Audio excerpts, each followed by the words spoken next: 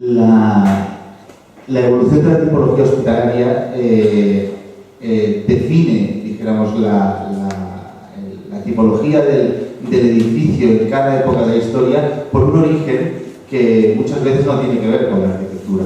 El origen del hospital es un origen, el pabellonal, el de arriba, porque el origen al principio de la sanidad era social, eran los monasterios, la iglesia la que recogía a los enfermos y se hacía cargo de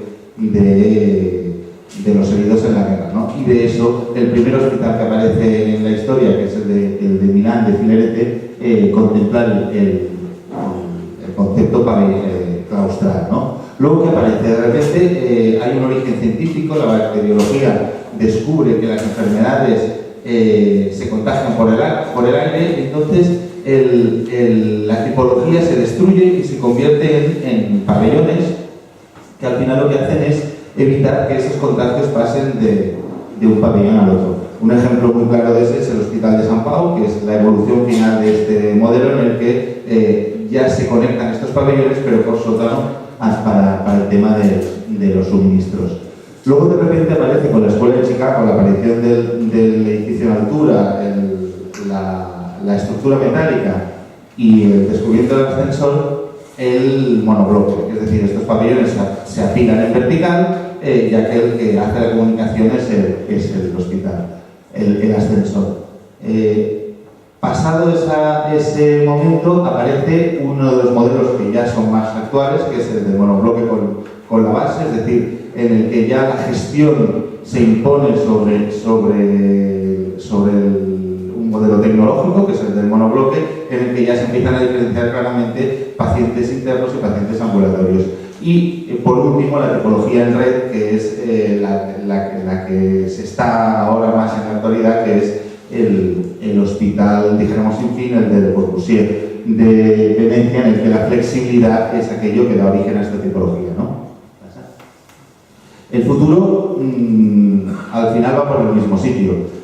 Los hospitales que haremos en el futuro dependerán de cosas que no decidimos los arquitectos, que son, pues deberán ser muy flexibles porque el cambio y la evolución en los descubrimientos, en la tecnología y esto es continua. Por tanto, un hospital es casi un ser vivo que evoluciona día a día y que debe cambiar sus infraestructuras y sus distribuciones interiores continuamente. La economía es clara. Hemos vivido una época de boom y ahora todo el mundo tiene claro que el hospital, que al final es una máquina que consume económicamente en un año lo que cuesta construirlo, por tanto, el ser capaz de, en esa primera fase de diseño donde se construye el hospital, ser capaz de generar sinergias que luego vayan a ahorrar dinero es muy importante. La sostenibilidad no hace falta que la explique, hay una conciencia social, pero obviamente ya es política e incluso empresarial.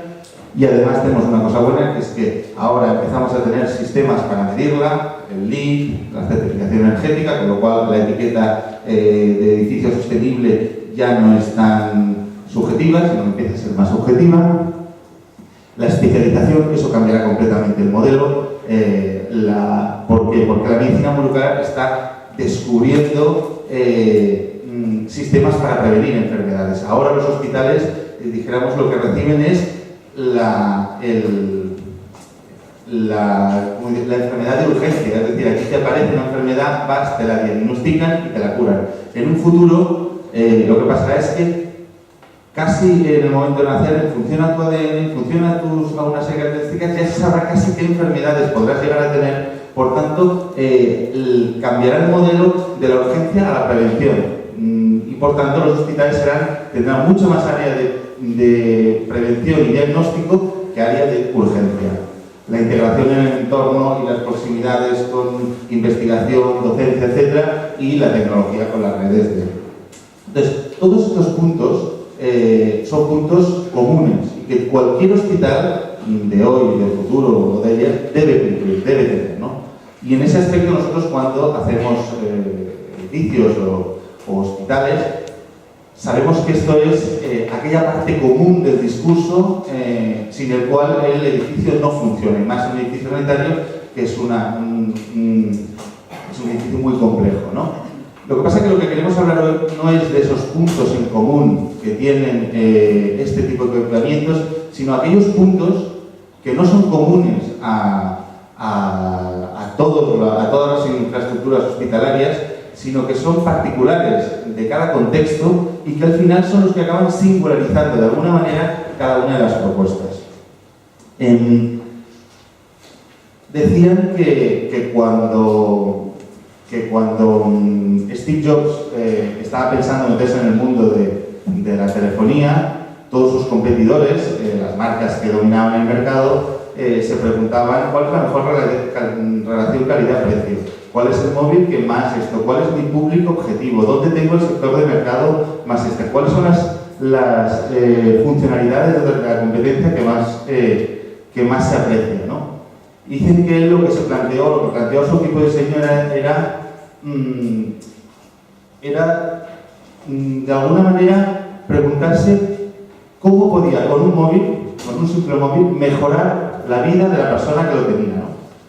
Eso, que parece una tontería, produjo el iPhone, que en este momento es el teléfono en ventas número 1 en el mundo y que es el que está marcando la tendencia de toda la competencia. ¿Con esto qué quiero decir? Que para nosotros la pregunta que genera un proyecto, aquella pregunta que lo hace singular, es más importante que la respuesta, porque la pregunta genera el camino y el destino, y por tanto acaba marcando completamente el resultado. Lo que queremos explicar es, muy rápidamente, 5 de obras que estamos haciendo ahora en el despacho, solo en clave de esa pregunta, para que se vea cómo esa pregunta al final ha marcado el resultado del proyecto. El primero es un proyecto que estamos haciendo en Málaga. Había que hacer un hospital PASA en un parque sanitario que tenía unos edificios históricos, luego otros edificios de épocas posteriores que iban siendo añadidos. Y la aquí aquí era cómo era posible con un solo edificio, en un parque sanitario, aunque habían muchos, ordenar y articular, de alguna manera organizar todo aquel parque, ¿no? Esto es lo que teníamos, un edificio histórico con una serie de columnatas, en medio también 3 edificios más históricos y toda una serie de edificios sueltos por ahí. Lo que se le propuso al cliente fue lo siguiente, que fue decir, nos dejas tirar algunos edificios, meterlos dentro del proyecto nuestro al mismo coste y a los mismos honorarios, obviamente. Te optimizamos el edificio para que esto entre, así podemos liberar la parcela de aquellos edificios que eran almacenes, eran sobre todo instalaciones, que puede absorber esta nueva edificación, y esta nueva edificación la colocamos de manera que al final fuera una continuidad, lo que estuviera dando es valor al entorno, no al propio edificio, sino al entorno en el que nos implantamos, reconociendo, la arquitectura existente y la nueva que nosotros colocábamos, y convirtiéndonos nosotros en vez de protagonistas en un telón de fondo que al final lo que potenciaba era aquello y organizaba aquello que estaba en nuestro alrededor.